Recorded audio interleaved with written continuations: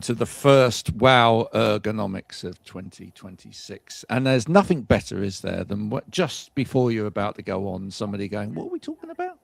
But that may or may not have happened this time.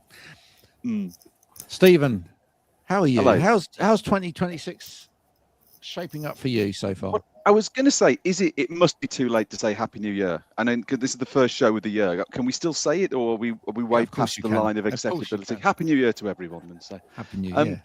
Yeah, absolutely. Oh, busy start to the year. Lots going on, lots of new products, lots of things to talk about. So it's been and it's sort of the end of the month, and it's absolutely flown by. So yeah, looking forward to this. Obviously, our new date and time that we're doing this show, just to bring it back to being an absolutely live experience again. Yeah, well, hopefully we'll get some people watching. If you're watching, then welcome to you as well. You can comment in the comments, and it will be absolutely live. So we may respond to it, and or we may not. It depends how sensible the comments are. We have two guests with us today, just for people that have never met you before. You both have been on WOW before. Let's start with Andy. Andy, tell us who you are. This returning guest. I feel honored. Appreciate it. So I'm Andy. I'm head of assessments at ErgoChair, which kind of is what it says on the tin. Looking after the assessment side of it, whether that's manufacturing, training some of our partners assessors, which is hopefully being a bit of a helping hand. And then, to be fair, what makes it even more exciting than that is getting involved then with looking into the production side, working with Lehman on our sales team through certain projects. And actually, it makes it pretty cool. Every day tends to be different, which I think a lot of time with assessments, that's the case anyway. But yeah, that's me at ErgoChair. Okay, well, we're going to unpack what assessments actually are and what they mean and all of that as the duration of this goes on. Etc. And how old are ErgoChair now? So we are now, I'm going to go with our incorporation date. So nearly 26 years old. But if you look on our website, nearly 24. Right. Okay. Just depends which way you want to swing that. And Mark, how are you, sir? I'm very good. A brief introduction for people that haven't met you before. Well, I'm only 26 years old as well, so that's good.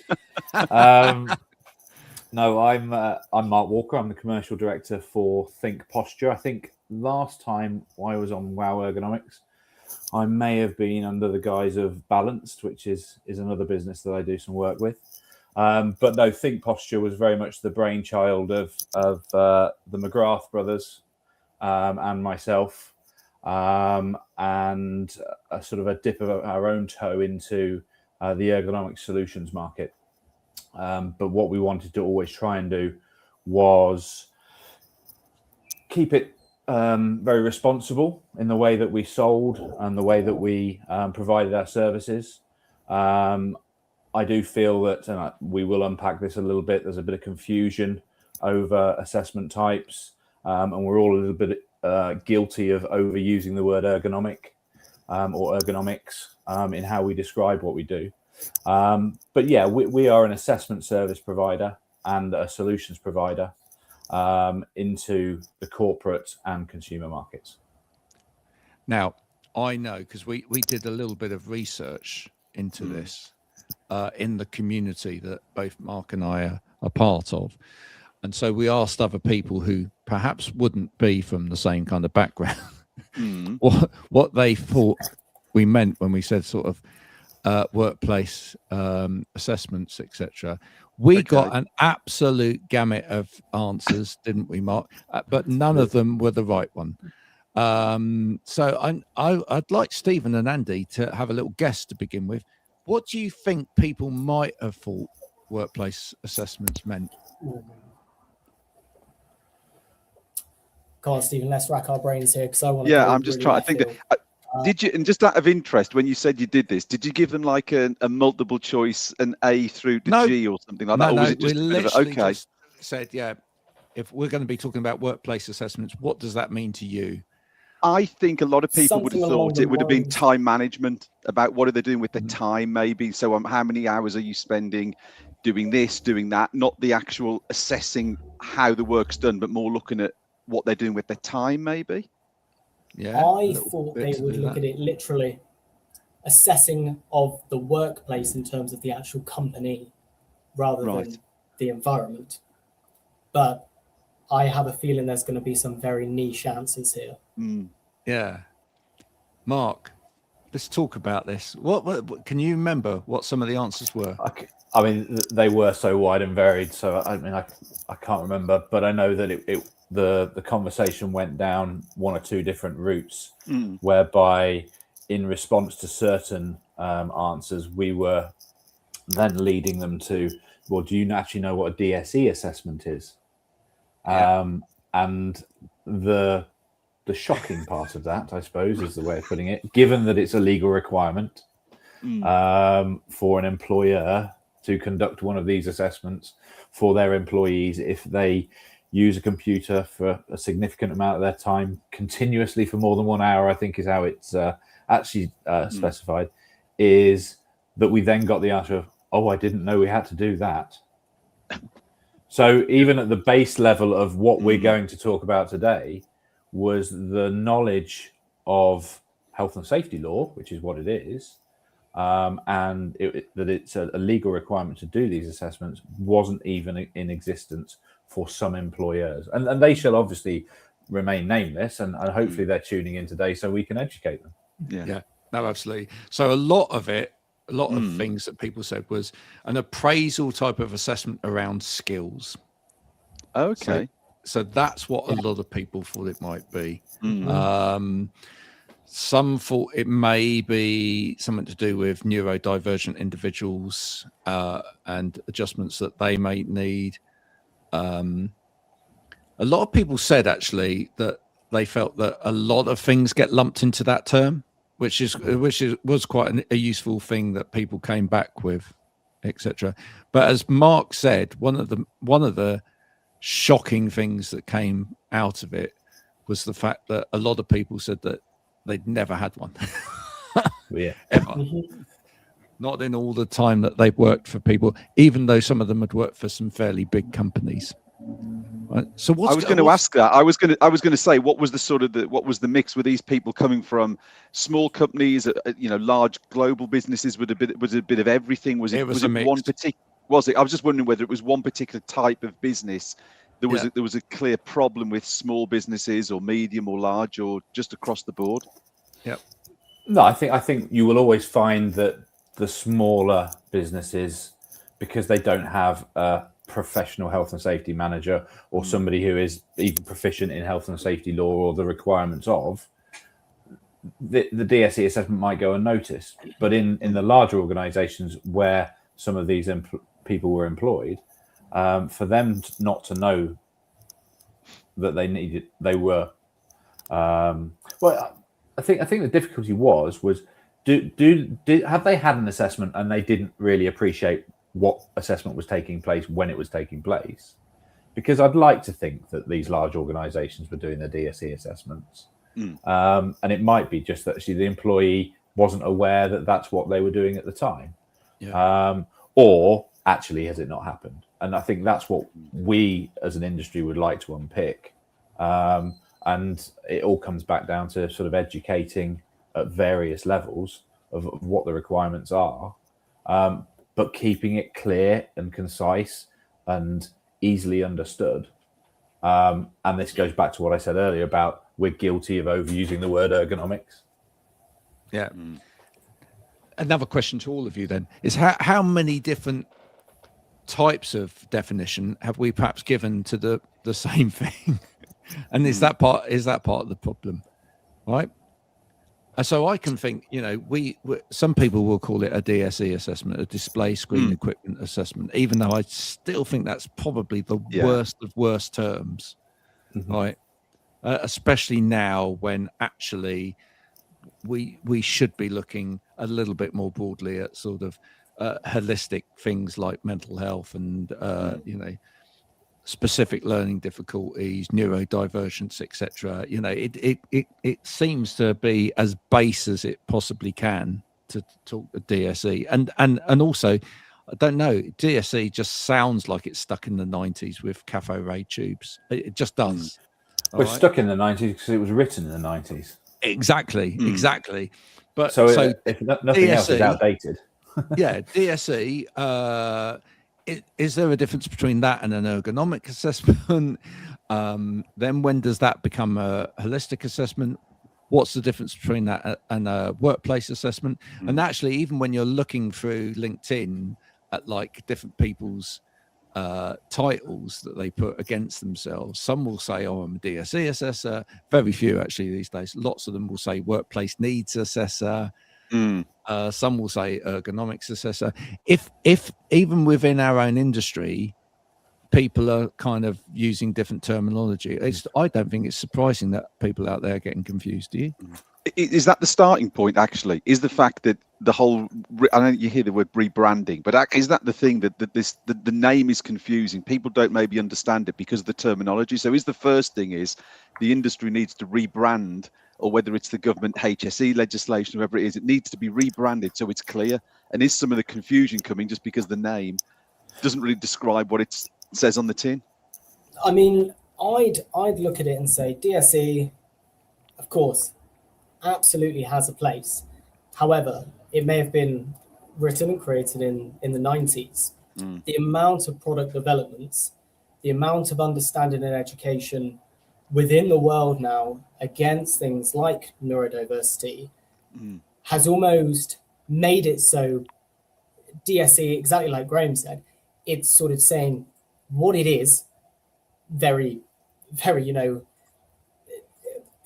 simply, but actually a lot of people will go in there with other product ranges. It's not just looking at your display screen, it's looking at the overall. And, I think a number of our partners do that. They probably would class it more so as a workstation assessment, because you can look at lots of different things there, whether that's the lights, whether that's looking at things like the biophilic design. So it probably is just the fact that the world has changed since then. So actually DSE has still got a place, but it's probably more than that now that people actually do, if they are in fact doing DSE assessments in the first place. You know what I know someone would say who's not here, right? But it is someone that's been on this show a lot and is someone that's quite outspoken on the subject. But I do think if Guy Osmond was here, and if he does watch this back, he might go, "Well, don't put words in my mouth, Mr. Cove." But he'd probably say that we ought to start calling them human factors assessments. Anyone pick up on that? Yeah, I mean, I think, and I would put Guy up there as sort of somebody who is worth listening to in our industry. In whatever. I mean, what is our industry? I mean, what is the terminology for our industry? I mean, maybe that's one for next time. But if we are ergonomic solutions providers, and that can be providers of assessments and providers of solutions. If we're ergonomic solutions providers, we're already putting the word ergonomic into what we do. Now, you can go to university and become an ergonomist, and you can do a degree in that, and you can do a master's, and you can probably do a PhD. And therefore, there are people who have earned their stripes to use ergonomics and ergonomist within their job title and what they do. I haven't. I'm a human movement scientist by education, but I'm not an ergonomist. However, in the course of my experience and life within the industry, which is over 25 years now, I've probably told people I deliver ergonomic assessments. I've probably sold the fact that we sell ergonomic products, and all products are ergonomic to a greater or lesser degree. I just think it comes back to we're guilty of overusing the word ergonomic, and actually for us as what we do as people, as an industry, is to take that ergonomic word out of the equation. DSE assessment does what it says on the tin, although it's a display screen equipment assessment. Display screen equipment to me is the monitor, because that's the thing that gives out the display. Yeah. Therefore, I think DSE assessment, like Andy was saying, maybe workstation assessment, which is and the DSE assessment is expected to look at all factors of the workstation, but it's called what it's called. Workstation assessment would be better for that. Then what I do on a day-to-day basis, or what Think Posture do on a day-to-day basis, we do what I would term problem-solving workstation assessments. So the old DSE assessment has identified the problem.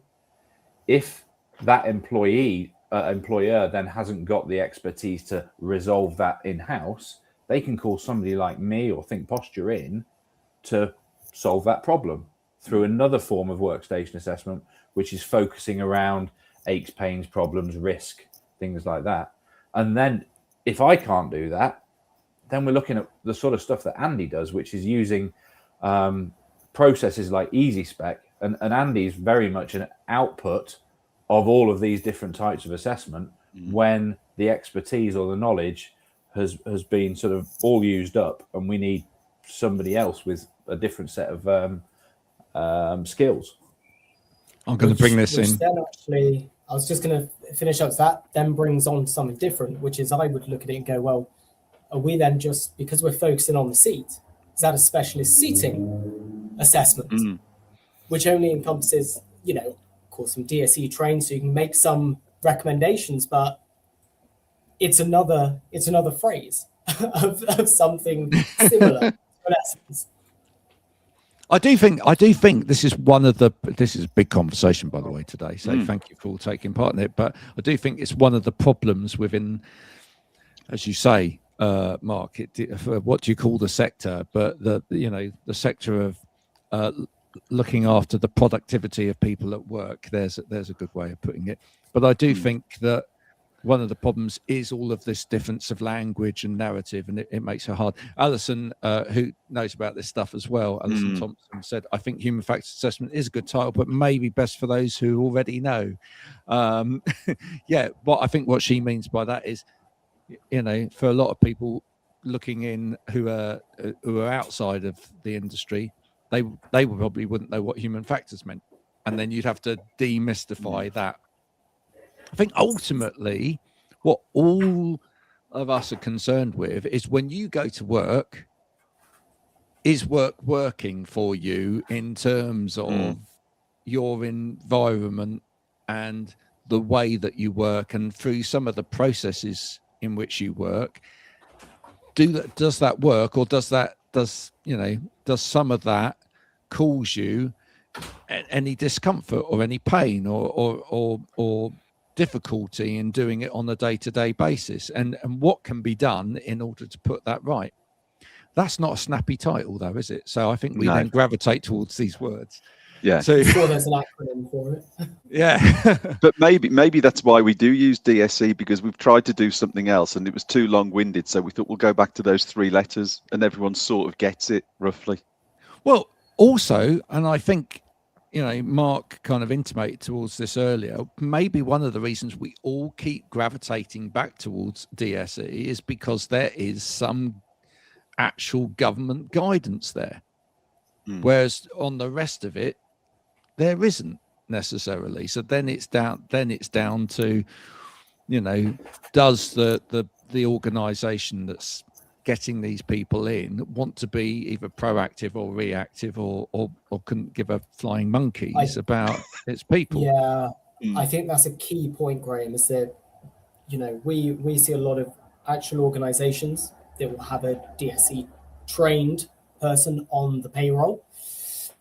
Now, a lot of organizations have someone who that is their job alongside health and safety and things like that. So it all makes sense.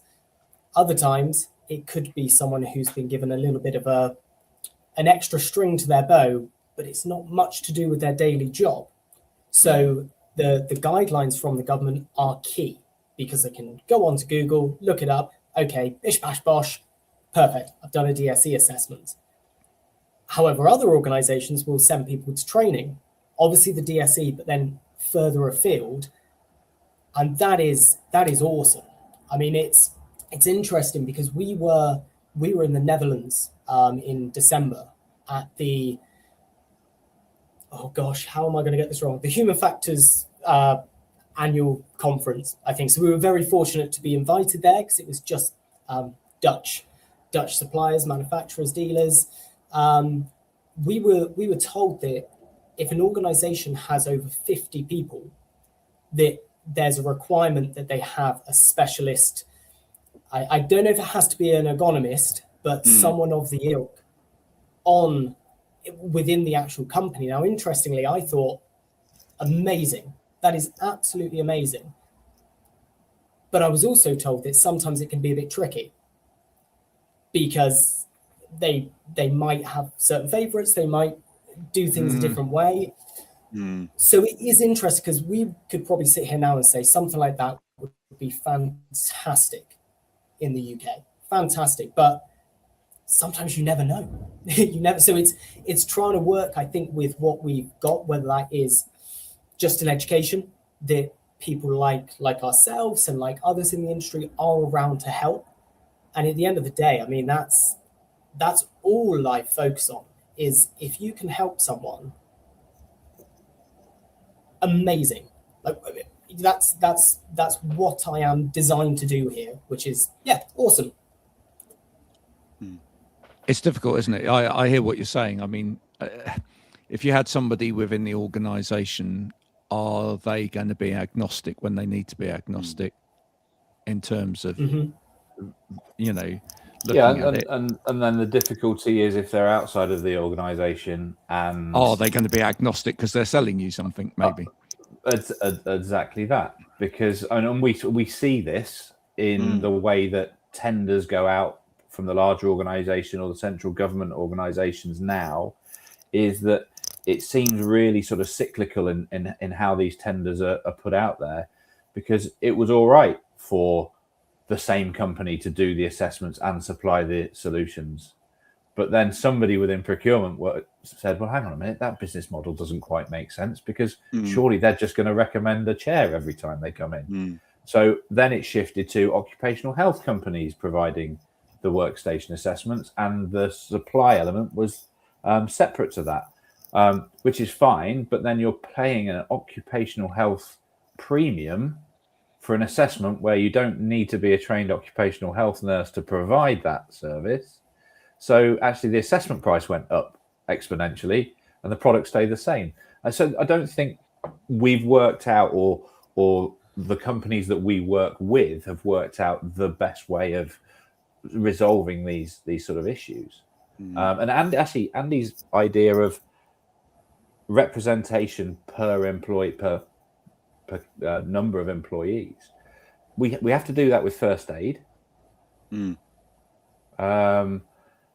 So actually, why couldn't there be that type of model within the UK whereby you need X amount of trained DSE assessors within your I'm going to organisation? say I've actually worked within an organisation in the UK when I was still doing this. I worked with an organisation in the UK who had this model, but it was kind of a bit of a hybrid. So the model was they outsourced their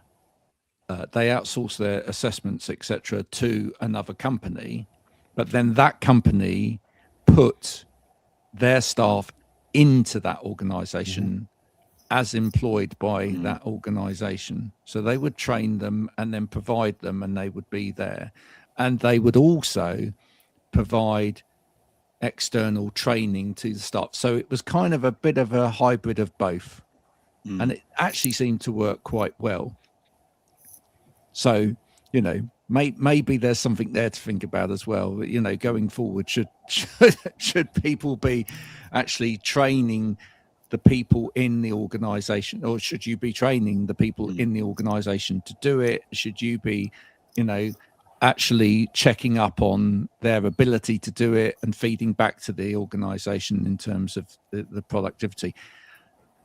Now, with all of that, are we starting the conversation high enough? And this is something I've been talking to Mark about recently, because it is part of the problem now that actually this has still always been very reactive. Yeah. Right. We wait until, or generally companies wait until there's a problem. And then they go, oh, we ought to be doing DSE, or we ought to be getting somebody in because, you know, Janet's been here 10 years and now she's got you know, some kind of repetitive strain, or she's got a musculoskeletal disorder. She's having more and more time off work. Let's call the boys in. Let's get the people in and see whether or not we can solve this. But actually, there's no proactive thing within that organization to go, right, how are we looking after people's well-being right from the top? So Mark and I have been talking about, should we be talking to people like change transformation people within organizations, rather than necessarily health and safety or people like that, whose role is still very important, but that's kind of further down the line, right? Isn't this actually, do we not need to get involved with, is the way this organization working, right? And if it isn't, right, how do we make this organization work better for people? And then what are all of the processes we need to put into place in order to make that work better? I mean, what difference do you think it would make to you, for example, Andy, if people had a more proactive stance in terms of all of this stuff, rather than wait until somebody's got a problem? Well, I mean, if I am in conversation with a company regarding an assessment or something like that, and I see a title of workplace wellbeing in their job description, fantastic, because that the difference that would make might not be a personal one, but actually personally I think it's great if employees are going into a job role and they are being looked after. Now that could be with lots of different products, but actually that's, at the end of the day, that's all I'm about, is making sure people are comfortable. Now, the interesting, that could be comfortable when sitting down, but that also could be comfortable mentally when sitting down. So it's tricky, because it would make my life great, because I just would have a better understanding that people are comfortable and are sitting well. The tricky thing is that is for that to happen is going to be extremely difficult. But the way that can happen is exactly like you said, Graham. It's having someone who's, and again, I know there's budgets in companies. So to some companies, it might seem like a luxury having someone employed in that role. But actually, my goodness, the cost savings on keeping someone in work, if they're going off sick, if they've got an MSK, or, you know, there could be a neurodiversity requirement that it isn't being met, so they cannot comfortably sit there and work. The savings are, what I always say, they're almost like an invisible saving, because you're already paying a wage. If someone's off, they're off. It's not great, but actually, what do you do to rectify that? You have to have an outlay of money. So it's not invisible, it's there. So it's a tricky one. I mean, it might be one where Mark would say it makes his life easier, because when he goes in there, he's got a great background knowledge and great background bit of information prior to doing the assessment, which fortunately for me, the assessments I do are usually going to be manufacturer's assessments. So I'm speaking with one of our partners and they've already gathered that information, which is key. You know, if I'm given some key words, for example, or a background of the person, if they're not maybe that comfortable with new people, it's no problem at all. You're prepared for it, which is a huge part of it, is being prepared. And again, I'm probably fortunate in the sense that if I go and do an assessment, I'll probably do one a day, unless there's a couple on at the same site. So I will easily spend first 30 minutes speaking to them, just asking about them, what makes them comfy, what makes them uncomfortable, and essentially letting them know that they are the person who we're here for. I'm not here to just pop a product in that I don't think will work, or, I am here, and without you, I cannot be here. So they're the most important person. Now, granted, that can sometimes last for 3 hours on an assessment because, sometimes people want to relay, but I get that I'm fortunate there. I don't have a quota that maybe I need to hit on a daily basis. But yeah, it's the knowledge bank that I can be provided before I go would make that invaluable. What do you think, Mark? I mean, for me, that well-being manager or that well-being director or whatever, they're not going to be put into that position unless the company themselves, the C-suite, etc., the board decides that culturally we need that in place. So that for me is why I think it starts right at the top in terms of where do we want this company culture to sit?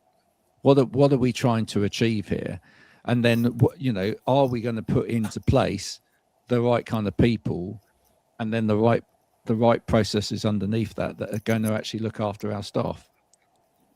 Yeah, I mean, I think as we've been talking about, it probably starts higher than we'd ever thought before, because our industry has gone, right, okay, we need to go and speak to facilities. We need to go and speak to health and safety. HR was even sort of a little bit of a grey area. Do we go to see the people managers, or it tended to be health and safety and facilities, and maybe procurement, because they hold the purse strings. But actually, you're right. I think the types of people we want to see in organisations are put there by a decision that's made at board level or just below board level, maybe, depending on how big the organisation is. And Andy's right. The more information that you can get ahead of doing an assessment, the easier that process is once you're there. And that's not to go with any preconceived ideas of what the outcomes are going to be. But in a way, it creates its own self-triage of what type of assessment or how you're going to approach it is required there. Because again, if you were that well-being manager at ABC Limited and looking for the next level of assessment from a DSE, because we've done that and it's identified that Stephen's got a lower back problem, what do I do next? Well, if you Google ergonomic assessment, you'll get a load of results from many reputable competitors of mine. If you Google workstation assessment, again, you'll probably get a number of different. But what are you actually getting?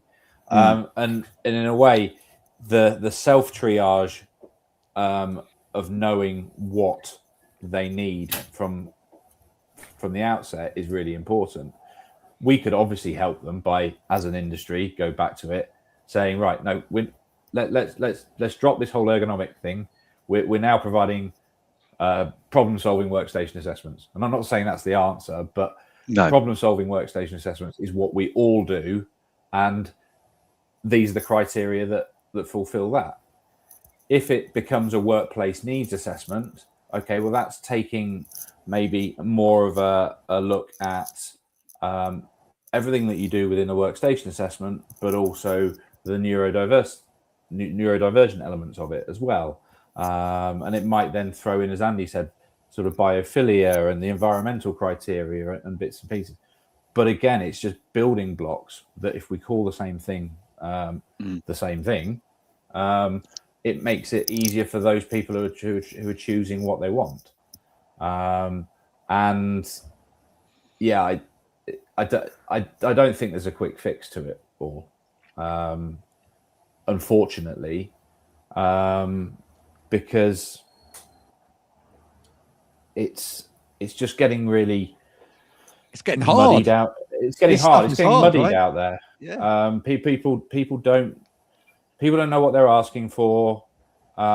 Yes, we're all adaptable. We're all in business. We're all trying to earn a living, and therefore we're adapting even what we tend to offer to incorporate something new, and yet it's still not changing its name. And one time you might get a 3-hour assessment from Andy, and the next time you might be getting a half an hour assessment from Mark.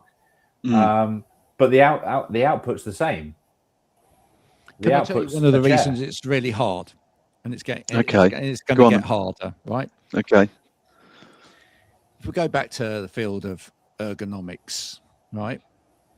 If we did ergonomics-based assessments or human factor-based assessments on and incorporated biomechanics and things like that into somebody working on a construction site using a piece of machinery, or somebody in a factory using a piece of machinery, right?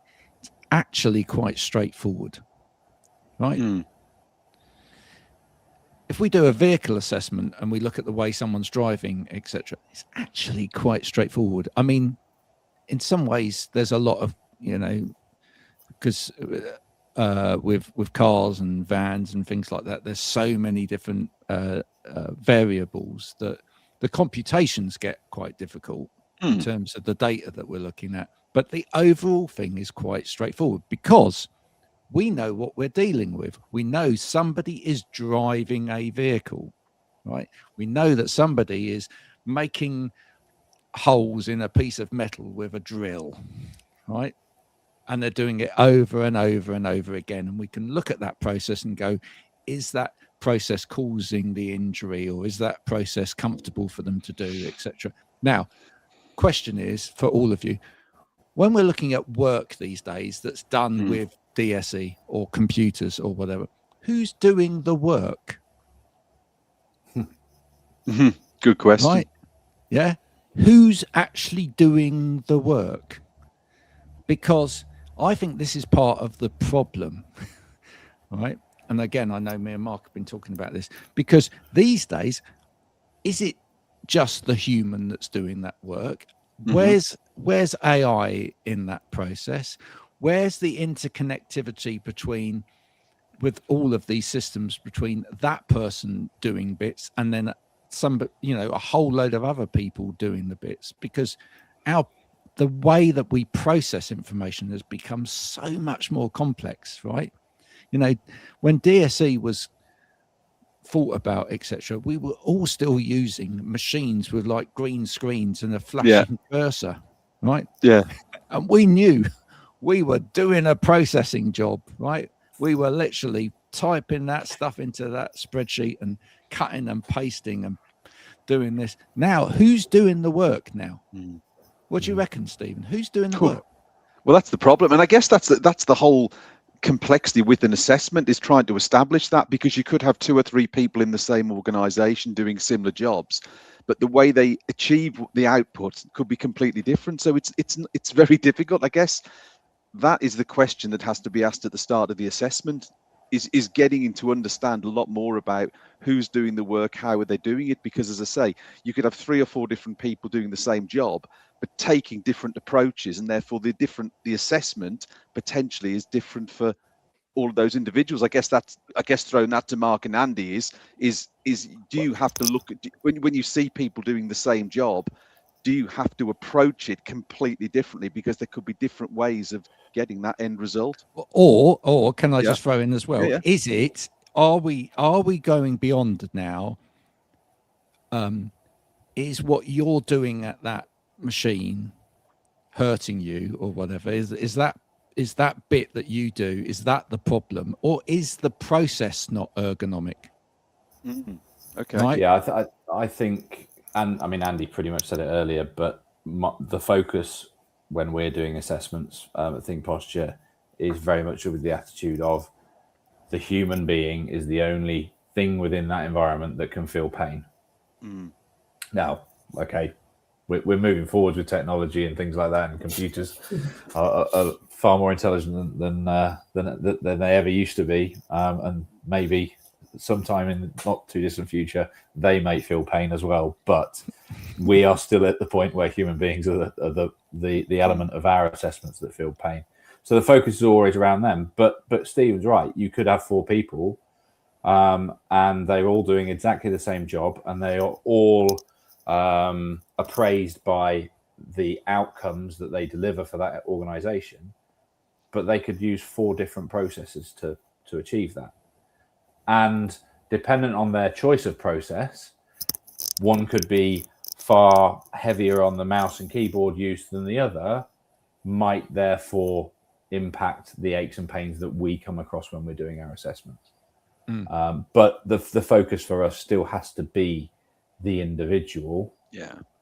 At this stage, and yeah, okay, I think we're getting into a deeper, more detailed style of assessment, whereby if that employer wants us to advise on process, I think that is where human factors and ergonomics comes in. That's where the trained specialists in their own field come in and do their assessments. And that's why I think what we do is not ergonomic assessments or ergonomic workstation assessments or anything like that, because Andy and I are very much focused around the individual and increasing their comfort, making them more relaxed in the workplace, and hopefully increasing their productivity, which pleases not only said individual but also the employer at the same time. I've had 5. So yeah, oh, sorry. It's exactly that. It's focusing on the individual, but even more so when you have people who are doing the same job. Everyone's still different, of course they are. Now, we'll all have been in organizations where they are all sat on the same chair because it's an office, it's a fit out, it's a suite. The amount of people I've been in who are sat on could be very, very nice chairs who have never adjusted it, not once. Now, those 4 people could actually all sit on that chair pretty comfortably, but exactly like you said, Graham, some people might want to lock their chair off and sit quite upright because that's how they work. They feel engaged there. Now, for me, if people can do it, whether that's physically or they don't like it, I encourage people to unlock a chair. Now, for myself, and I know a lot of others, natural body position is ever so slightly reclined, which allows me to sit in the chair rather than feel like I'm almost perching on it. But I've been in places where they're like, this chair is hideous. I'm looking at £1,000 chair thinking, well, it's not. That's a pretty nice chair. What's wrong with it? Depth isn't right. Have you moved the seat slide? No, what's that? Oh no. You move it out. This is much better. It's the exact same chair. I say it all the time with someone could have the best chair variation for themselves in the world. Sounded like Jeremy Clarkson then. That was weird. And hopefully he doesn't come after me. But if they don't know how to use it, if they've not been properly shown, that chair might they'll be like, it's not doing anything. It's not doing anything for me. So I know for a fact, if I was static in a chair, my sacroiliac would be in bits, but also I'm a massive fidget. I like that feeling, probably more mentally, of that movement, so I don't feel restricted. And I think that's a huge part of it, that if obviously we would love to take the individuals and do an assessment for every individual. I get that that's not going to be something that every organization can do. I really do. So if they're having a suite of furniture, maybe something with decent range of adjustments so that people can have a little play and at least get everyone sitting fairly comfortably on the same chair. So this comes back down to training, right? This actually comes back down to actual education. Absolutely. And I think it comes down to education through the processes as well. I honestly think that the biggest problem here is there's a massive disconnect between what people at the top think is happening within the organization and actually what is actually happening at the coalface. And I think that things like AI, etc., are going to exacerbate that. Mm. And I was just saying, I've had 5 conversations this week, and people have given me examples, even from the news. There was a very famous example with the police, where, yeah, you saw that, right? The West Midlands Police, right? But there was examples where basically somebody has used AI because they didn't have time to assimilate information. They've used AI to assimilate that information. Then it's been sent off. What they've produced has been sent off back to someone. They haven't had time to look at it, so they've then used AI to look at it. Then they've sent the response back. You know, it's part of the problem here is that we end up creating processes now where we haven't used people, right? We haven't. We've actually forgotten to use the people in the process, and I think this is part of the reason we're seeing large levels of burnout, etc. Because people are brought into jobs and then actually feel devoid or detached from what they're meant to be doing, right? Because they're not actually doing it anymore. They're just pushing data, and you know, and that's a cause of the problem. So maybe the proactive way around this is that actually we should be saying to companies, you know what, this assessment process thing that, you know, we've done for years, that's great, but that is the last, you know, ditch attempt, really, right? If we were get in there with training and looking at processes and talking to you about where you want your culture to be and what you really want to achieve at ground level and whatever, and we were actually to, you know, use our brains to actually look at that and see where the gaps are and where people are not touching things properly, etc., then we could enhance all of those processes. We could make your people more comfortable from the start, because we could teach them that you don't just lock a chair and then expect it to be right all day, or you shouldn't be sitting at 90 degrees all day long because it will hurt your back. And then actually you won't be firefighting. And you'll understand your people better as well, because there will be feedback within that education and training as well. Do you think that's the way to go? I mean, just to touch back on what Andy said earlier, I actually commented on a LinkedIn post last week where Human Scale stated that only 2% of the workforce knew how to adjust their chairs. Yeah, I saw that. Yeah, 2%. And I don't get me wrong, I'm not stupid enough to think it was going to be 60-70%. I knew it was going to be low, but I was shocked at 2%. Thought it'd be 2 more out than of single 100 people figures. know how to adjust their chair. And as Andy said, pull the levers, just try it, move it around a bit. You can't do anything dangerous to yourself if the chair's working. But no, I agree with you, Graham. I think that the training element, the education element, and if you bring that back to what is a DSE assessment, it should be conducted by a trained person, whether that's a trained assessor to assess other individuals or a competent self-assessor. I don't think we're providing the knowledge at the base level to create the output, because there's not the understanding, and therefore people are either ticking boxes because it's not deemed as important, ticking boxes and not knowing what they're ticking because they don't understand it, or just randomly sort of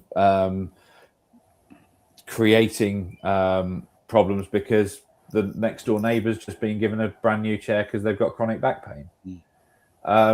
And therefore the importance of explaining to your employees the bigger, more holistic well-being piece, rather than it just being about back pain or RSI or whatever it might be, that they're the only risks within the work environment. And as you said, back in the 1990s when the DSE regs were written, on the old green screen computer, they were the only things that could possibly go wrong, because you didn't move around.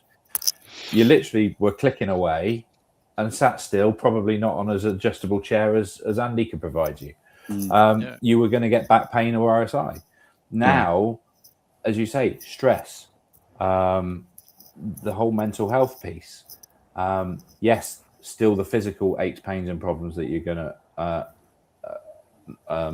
encounter as you go through working life and you get a little bit older and things like that. But giving a full education at point of induction, when that person starts with an in employment, is really important. I say it all the time in assessments. The first time we ever get taught how to sit is when you do your first DSE assessment at work. And then the information you'll getting given is a stick man with right angles throughout his body. Yeah. I mean, Absolutely. Mark, it's really? It's very interesting, Mark. Very interesting you say that, because myself and ErgoChair, and I'm sure there's others out there as well, are on a huge sort of push to try and tackle things at primary school level.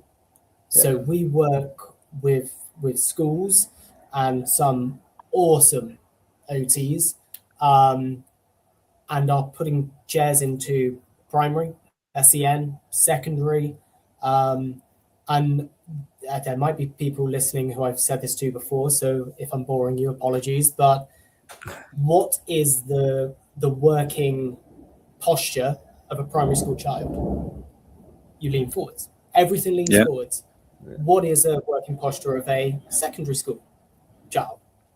You move forward. So what do you then do? You go up to higher education, Like into that, college or isn't uni. Yeah. Yep. What do you get? Maybe a laptop. You come forwards.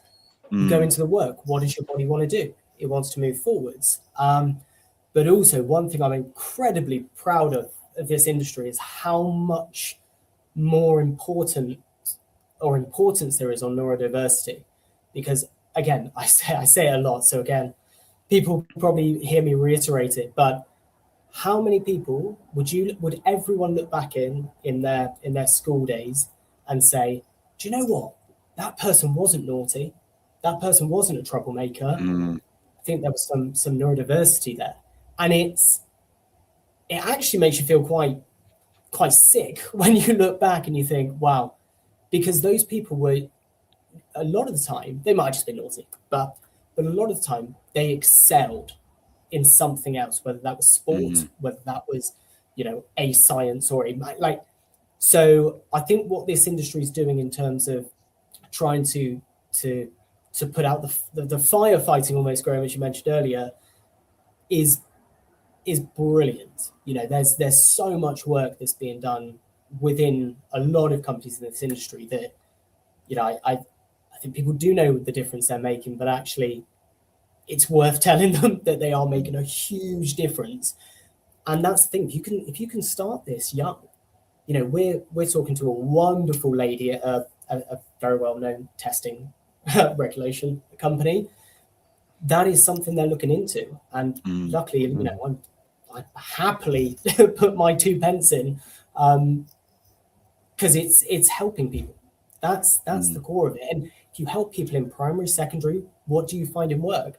Particularly with TechNec, the MSKs are going to be awful when some people get into the working world. So yeah, I think it's a very exciting time in the industry at the moment. I bet Stephen would love me to bring this one up. Doom. Yes. Very quickly, Yeah. Alison said, yeah. Absolutely.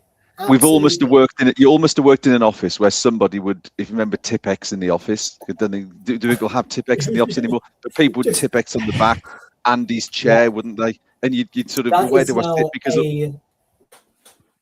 it's a sellotape bit of paper now saying, X's chair, do not adjust. But let's be fair. It's let's quite be sad fair. they have to do that, but it's a sign of bad education and bad training, because they don't know what to do. And a lot of that's come from our sector. Mm. We have to own that as well. A lot of that bad training has come from our sector. A lot of it has been where people, it's just sometimes the wrong narrative. It's just maybe, especially with the neurodivergent community, Andy, it may be that it's just not been explained in the right way, right?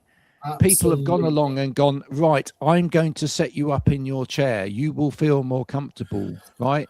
If you don't, once this is set up for you, it's set up for you.